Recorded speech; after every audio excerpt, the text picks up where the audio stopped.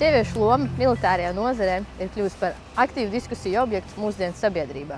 Bet kā bija senāk? Kāda bija sieviešu loma, piemēram, Latvijas neatkarības karā? Pirmā pasaules kara izraisīto procesu rezultātā aktīvi pieauga sieviešu loma sabiedrībā.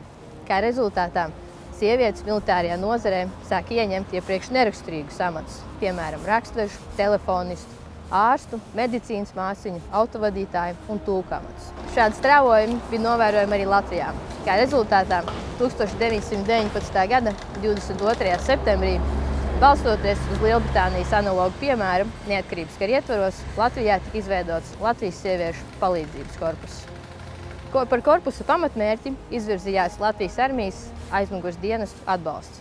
Tātad tā pienākumos ietilpa kritušo karavīru apbedīšana, veļas mazgāšana, ievainoto karavīru apkopšana un karavīru ēdināšana.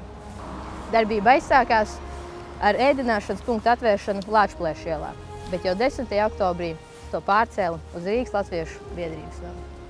Jāpiezīmē, ka karavīri nevienmēr varēja atstāt savus sargposteņus. Kā rezultātā pārtiku viņiem piegādāja Latvijas sieviešu palīdzības korpusa dalībnieces. Tieši šī pienākuma pildīšanas laikā, 10. oktobrī, Elizabetes un Brīvības ielas krustojumā artilērijas lādiņas sprādziena dēļ tika ievainota viena no korpusa dalībniecēm – Elza Žiglēvica. Uzreiz pēc notikuma sievieti ar pulkveža Jorģa Zemitāna automobīli nogādāja Rīgas pirmajā slimnīcā. Gūtie ievainojumi tomēr izrādījās liktenīgi. Sieviete slimnīcā mira. 9 gadus vēlāk, pēc Latvijas sieviešu palīdzības korpusa aicinājuma, Elza Žiglēvica kļuva par vienu no 3 sievietēm Latvijas vēsturē, kas ir apbalvota ar Lāčplēša kara ordeni par neatkarības karā izrādīto pašaizliedzību. Sievietēm joprojām bija arvien lielāka vēlme atbalstīt un palīdzēt attīstīties jaunajai valstī. Kā rezultātā 1919. gada 5. novembrī Latvijas sieviešu palīdzības korpusa ietvaros tika izveidots Sieviešu zelta fonds. Sieviešu zelta fonda aizsācēja bija rakstniece Ivanda Kāja, kura tajā pašā 5. novembrī laikrakstā Latvijas sargs publicēja šādu aicinājumu.